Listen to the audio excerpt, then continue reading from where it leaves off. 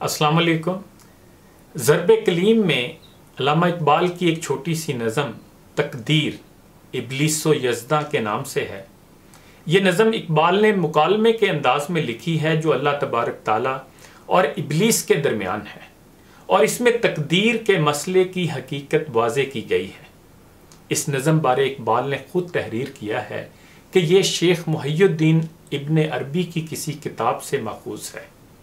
بے حد خوبصورت انداز میں تحریر کی گئی اس نظم کو پیش کرتے ہوئے ہر مکالمے کے بعد اس کی وضاحت اور تشریح پیش کروں گا تاکہ سمجھنے میں آسانی رہے۔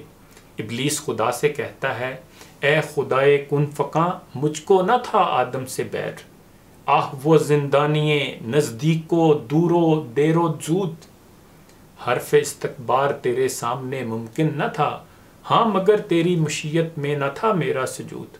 پہلے مشکل الفاظ کے معنی دیکھ لیں۔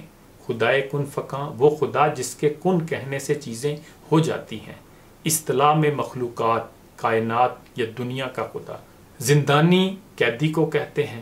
زود کے معنی جلدی کے ہیں۔ اس شعر میں ابلیس اللہ رب العزت کو مخاطب کر کے کہہ رہا ہے کہ اے کائنات کو پیدا کرنے والے مالک، مجھے آدم سے کوئی دشمنی نہ تھی کہ جس کی وجہ سے میں نے اسے سجدہ نہیں کیا، بھلا مجھے اس سے دشمنی کی کیا ضرورت تھی، جبکہ حضرت انسان تو وہ مخلوق ہے جو زمان و مکان میں الجھا ہوا ہے، یعنی وہ نزدیک، دور، دیر اور جلدی کی قید میں پھنسا ہوا ہے۔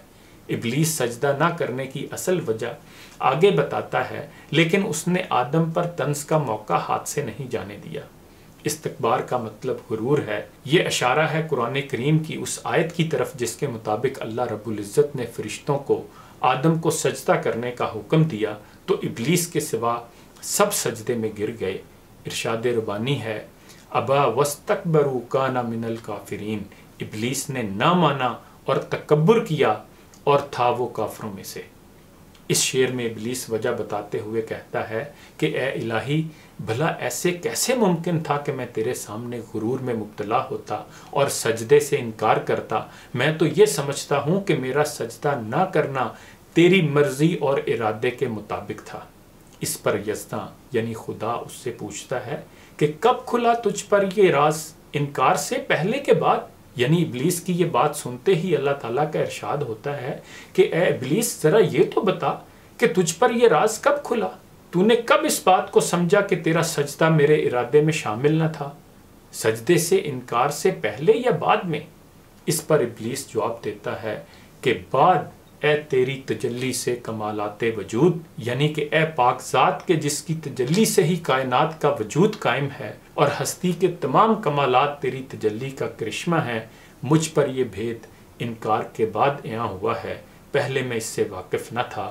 اس پر یزداں فرشتوں کی طرف دیکھتے ہوئے کہتا ہے، پست یہ فطرت نے سکھلائی ہے یہ حجت اسے، کہتا ہے تیری مشیت میں نہ تھا میرا سجود، دے رہا ہے اپنی آزادی کو مجبوری کا نام، ظالم اپنے شعلہ سوزاں کو خود کہتا ہے دود۔